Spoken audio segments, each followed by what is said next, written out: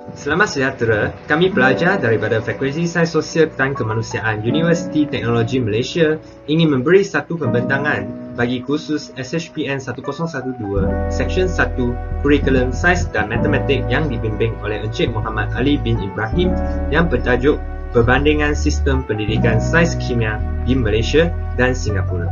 Ahli kumpulan kami terdiri daripada saya iaitu Chan Chen Ho dan Julie Anak Jagat, Pang Cairo, Logawani anak perempuan Lageshwaran dan Muhammad Haziq Aiman bin Nur Halim.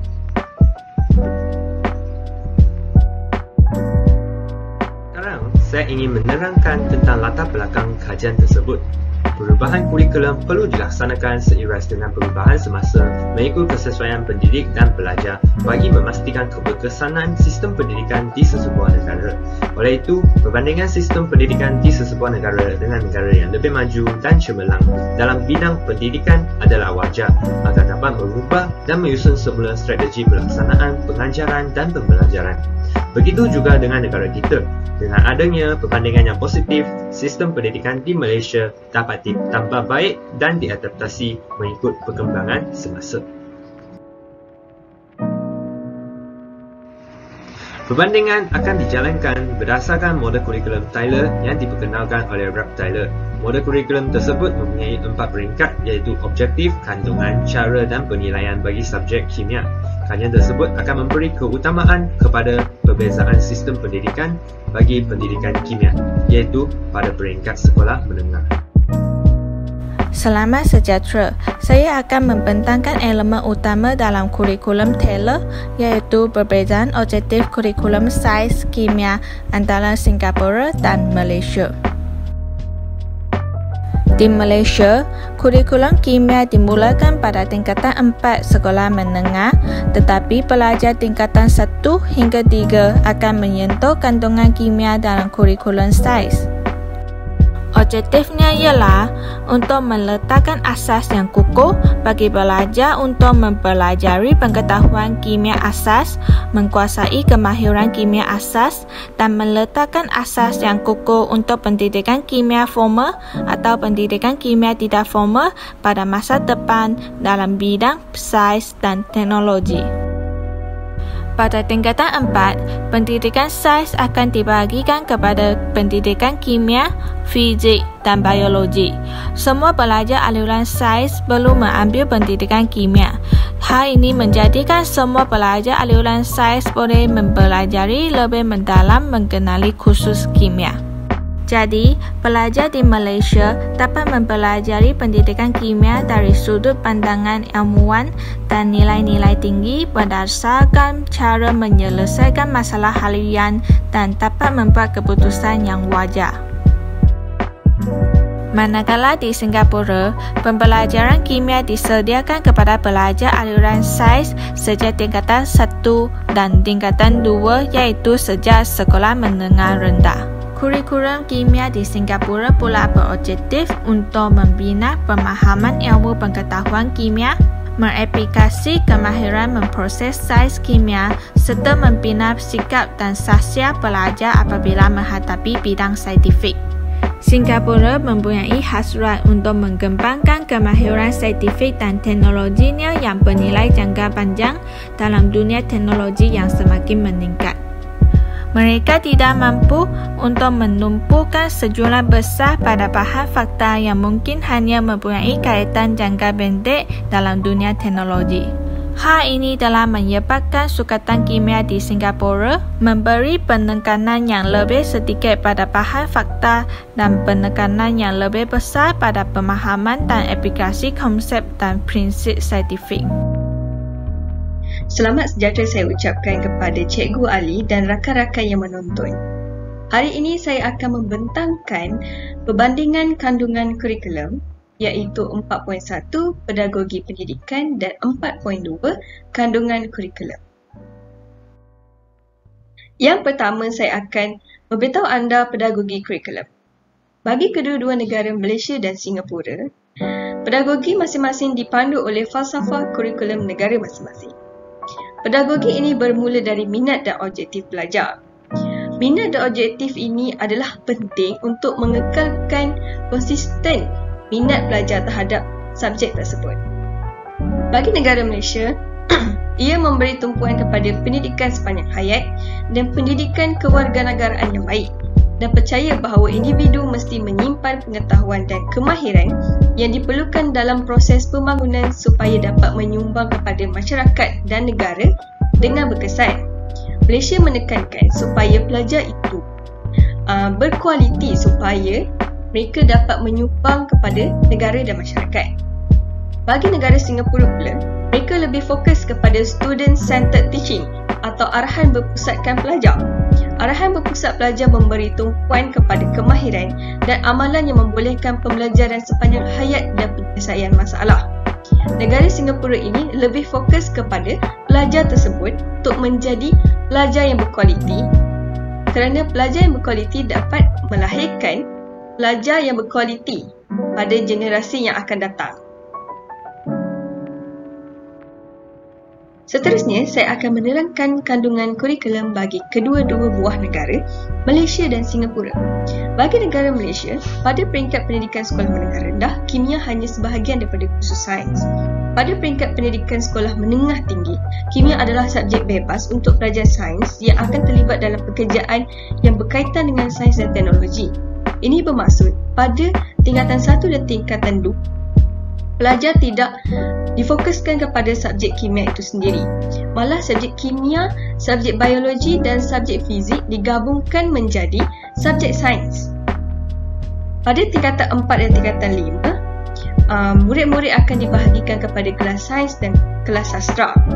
Kelas sains tersebut, subjek sains akan dipecahkan semula kepada subjek kimia, subjek biologi dan subjek fizik. Ketika itulah pelajar akan lebih fokus kepada subjek kimia. Yang kedua ialah negara Singapura. Pelajar yang mendaftar dalam kursus khas dan kursus ekspres 4 tahun di Singapura adalah wajib mengambil pendidikan sains, termasuk kimia, fizik dan biologi semasa belajar di peringkat pendidikan menengah rendah. Ini bermaksud pelajar di Singapura terdedah lebih awal berbanding pelajar di Malaysia. Yang kedua, negara Malaysia mengamalkan pembelajaran berpusatkan murid, konstruktivisme, pembelajaran kontekstual, pembelajaran berasaskan masalah, pembelajaran misteri serta strategi dan kaedah yang berkaitan. Negara Singapura pula mengamalkan pemahaman ilmu pengetahuan, mengaplikasi kemahiran memproses sains, sikap dan sasiah merupakan 3 komponen utama dalam mempelajari sains di Singapura. Ketiga-tiga elemen utama ini sering dikaitkan melalui sains dalam kehidupan, sosial dan alam sekitar. Pembelajaran sains di Singapura amat memadani teori pembelajaran kontekstual. Negara Malaysia sudah mempunyai banyak contoh-contoh yang terbaik, namun masih belum dilaksanakan seperti negara Singapura. Dan yang terakhir sekali antara perbandingan kandungan kurikulum bagi negara Malaysia dan Singapura ialah Malaysia masih ramai kalangan guru mengamalkan strategi pengajaran dan pembelajaran yang memusatkan guru. Contohnya strategi mengarah, latih tubi, perhatian dan perbincangan. Lain bagi negara Singapura, mereka dalam pembelajaran kontekstual, kaitan di antara bahan yang diajar dengan kehidupan harian dieksplisitkan. Dalam konteks ini, pelajar tidak belajar secara teori sahaja, tetapi dapat menghayati kerelevanan pembelajaran sains dengan kehidupan mereka. Mereka lebih mementingkan seperti eksperimen dan aktiviti-aktiviti luar, tidak seperti negara Malaysia yang masih mementingkan akademik menggunakan buku. Kandungan dalam pembelajaran kimia di kedua-dua negara agak berbeza. Sepanjang sekolah menengah, pelajar di Malaysia yang mengikuti kurikulum standard sekolah menengah KSSM untuk persediaan SPM menggunakan buku yang diterbitkan oleh Kementerian Pendidikan Malaysia yang berjudul Kimia Tingkatan 4 dan Kimia Tingkatan 5. Pelajar di Singapura yang kebanyakan mengikuti peperiksaan Cambridge O-Level menggunakan buku GCE O-Level Chemistry Matters.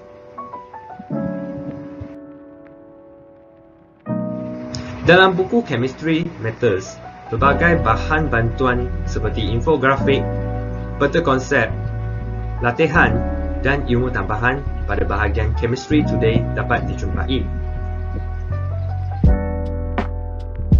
Dalam buku kimia tingkatan 4 dan kimia tingkatan 5 pula, terdapat lebih banyak bahan bantuan pengajaran selain daripada yang digunakan dalam buku Chemistry Matters.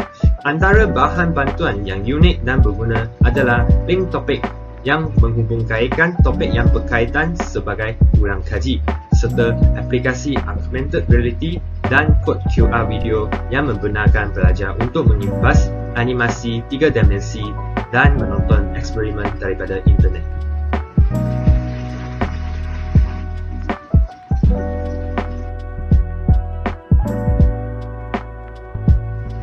Seterusnya, kami telah membuat perbandingan pada topik-topik tertentu dalam buku-buku tersebut.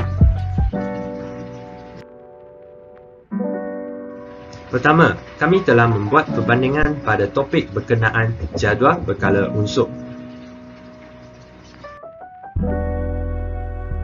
Jadual tersebut menunjukkan isi kandungan yang terdapat bagi topik tersebut dalam kedua-dua buku yang digunakan. Daripada jadual tersebut, satu perbezaan yang paling besar adalah unsur dalam kala ketiga dan unsur beralihan tidak terkandung dalam buku Chemistry Matters yang digunakan sebagai buku teks O-Level di Singapura. Selain daripada isi kandungan, cara penjelasan tentang perubahan sifat kimia apabila menuruni kumpulan satu dalam jadual berkala unsur juga berbeza.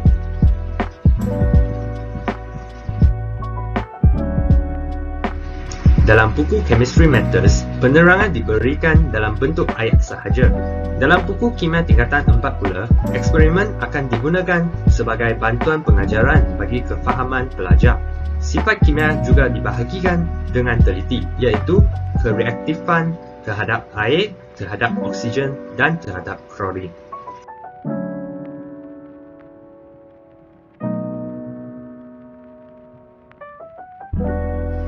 Selain itu, kami juga telah membuat perbandingan pada topik yang berkenaan termokimia daripada kedua-dua buku tersebut.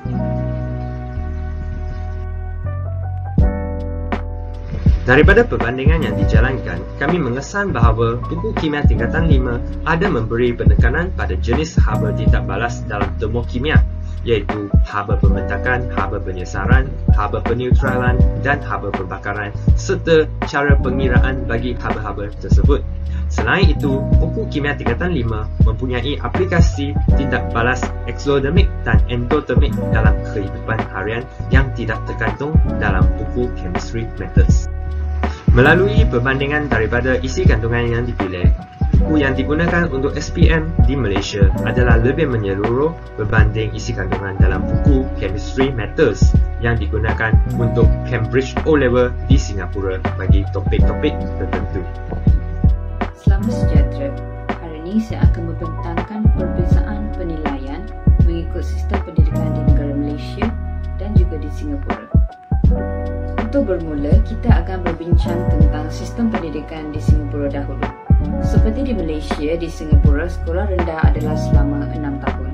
Selepas menamatkan sekolah rendah, pelajar dikehendaki untuk mengambil peperiksaan meninggalkan sekolah rendah iaitu PSLE. Selepas mengambil peperiksaan tersebut, pelajar akan diberi pilihan untuk meneruskan pembelajaran di tahap menengah mereka, iaitu yang pertama menengah kursus ekspres, yang kedua menengah kursus akademik ataupun yang ketiga menengah kursus teknikal. Menengah kursus ekspres adalah selama 4 tahun, manakala menengah kursus akademik adalah selama 5 tahun dan semasa tahun keempat, pelajar dikehendaki untuk mengambil peperiksaan GCE N-Level yang akan melayakkan mereka ke tahap tahun 5. Selepas menamatkan pembelajaran di kursus ekspres dan juga kursus akademik menengah, pelajar akan mengambil peperiksaan GCE O-Level. Pelajar yang telah memilih menengah kursus teknikal pula akan dikehendaki untuk mengambil peperiksaan GCE N-Level selepas tamat pembelajaran mereka di sana selama 4 tahun. Pelajar yang telah berjaya mengambil GCE O-Level selepas tamatnya kursus ekspres dan kursus akademik mereka di menengah akan dikehendaki untuk pergi ke Kolej Junior selama 2 hingga 3 tahun. Selepas tamat pembelajaran di Kolej Junior, mereka akan mengambil peperiksaan GCE A-Level. Pelajar yang telah memilih untuk mengikuti kursus teknikal di menengah mereka pula akan terus dilayakkan ke institusi pendidikan teknikal selama 1 hingga 2 tahun untuk mendapatkan sijil NITEC ataupun Higher NITEC.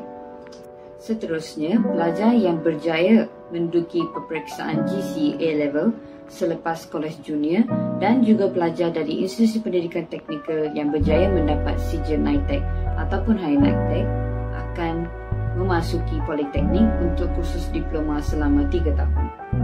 Akhirnya, selepas tamat tahap pembelajaran di peringkat diploma, pelajar-pelajar akan melayak untuk ke universiti untuk kursus sarjana selama 3 hingga 4 tahun. Untuk cara penilaian mengikut sistem pendidikan di Malaysia, kita dapat dilihat bahawa jika dibandingkan dengan cara penilaian di sistem pendidikan Singapura adalah lebih kompleks berbanding dengan Malaysia. Di Malaysia, pelajar-pelajar perlu mengikuti sekolah rendah selama 6 tahun dan tidak perlu mengambil apa-apa peperiksaan. Ini adalah kerana perubahan yang telah berlaku baru-baru ini, iaitu pembatalan UPSR. Seterusnya, pelajar akan mengikuti sekolah menengah selama 5 tahun. Dan pada peringkat tingkatan 3, pelajar dikehendaki untuk menduduki peperiksaan pentaksiran tingkatan 3. Ujian pentaksiran tingkatan 3 adalah untuk membantu pelajar memilih jika mereka hendak mengikuti aliran sains ataupun aliran sastra. Pada tahap tingkatan 5 pula, pelajar dikehendaki untuk mengambil peperiksaan sijil pelajaran Malaysia. Selepas tamat pembelajaran di tahap sekolah menengah dan berjaya mendapat sijil pelajaran Malaysia, pelajar berhak untuk memilih mengikuti program pra-universiti yang ditawarkan oleh kerajaan dan juga pihak swasta. Sebagai contoh, tingkatan 6, sijil tertinggi Sekolah Malaysia STBM selama setengah tahun hingga 2 tahun, matrikulasi selama 1 tahun dan juga asasi selama 1 tahun. Pelajar yang telah menamat mengikuti tahap pembelajaran mereka di pra-universiti dan berjaya mendapat keputusan yang cemerlang akan layak ke universiti untuk sambung pembelajaran mereka di kursus sarjana selama 4 tahun. Baiklah, Assalamualaikum dan selamat sejahtera kepada Dr. Ali. Saya akan menerangkan dalam konteks perbezaan cara pengajaran. Baiklah, saya akan mulakan dengan bahasa yang digunakan antara dua negara. Baiklah, saya mulakan dengan Singapura. Institusi pendidikan Singapura menggunakan bahasa Inggeris dan juga bahasa Cina untuk setiap pengajaran, terutamanya dalam subjek kimia di negara mereka. Manakala di negara kita, Malaysia, institusi pendidikan Malaysia ia menggunakan bahasa Melayu dan bahasa Inggeris juga pada setiap pengajaran, terutamanya dalam subjek kimia di negara kita. Baiklah, yang kedua saya akan terangkan tentang pola pengajaran antara dua negara. Baiklah, saya akan terangkan perbezaan antara dua negara. Singapura dahulu. Jadi poin pertama ialah strategi. Kurikulum kimia di Singapura pada dasarnya mengikuti konsep kurikulum spiral, di mana konsep sederhana yang diperolehi pada peringkat sekolah rendah diperlukan dalam peningkatan kedalaman di peringkat yang lebih tinggi. Topik baru juga diperkenalkan kepada pelajar ketika mereka maju dari satu tahap ke tahap yang lain. Yang kedua adalah langkah aplikasi.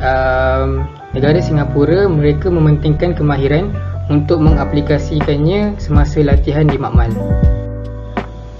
Dan yang ketiga, analisis yang boleh dibuat. Pembelajaran kursus kimia Singapura tidak hanya diajarkan di sekolah sebagai sebahagian daripada pendidikan formal. Ia juga melalui pelbagai pengalaman di luar kelas.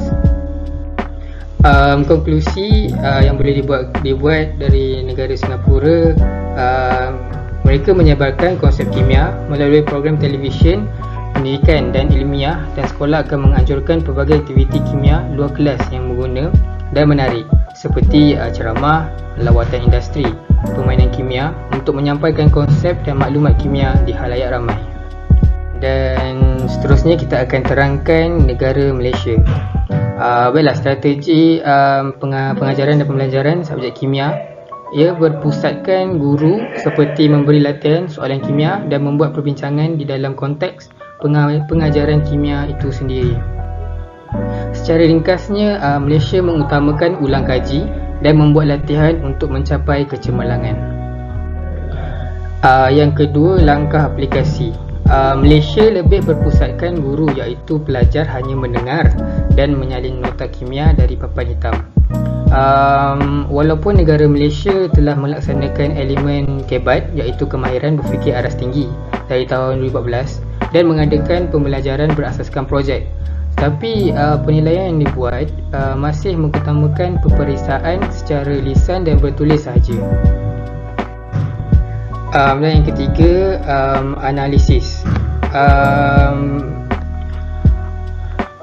Pengajaran dan pembelajaran di Malaysia dilaksanakan dalam 3 bentuk iaitu kuliah, latihan dan amali.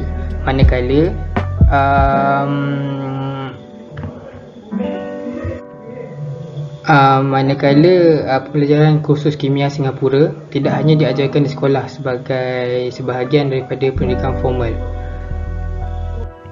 Dan konklusi yang boleh dibuat dari perbezaan negara Malaysia berbanding Singapura adalah di Malaysia, kuliah adalah teras aktiviti pengajaran dan pembelajaran kursus kimia. Pensyarah atau guru memperkenalkan konsep-konsep, teori-teori dan maklumat-maklumat asas berkaitan tajuk pelajaran serta memberi contoh-contoh untuk pelajar memahaminya. Ia juga memerlukan pelajar menggambarkan dalam minda mereka aras submikroskopik kimia. Dunia yang tidak dilihat melibatkan ion, atom dan molekul di samping melibatkan penggunaan pelbagai simbol untuk mewakili konsep-konsep tersebut.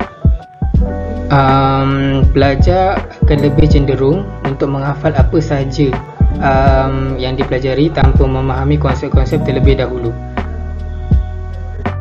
Baiklah, sekian dari kami. Terima kasih.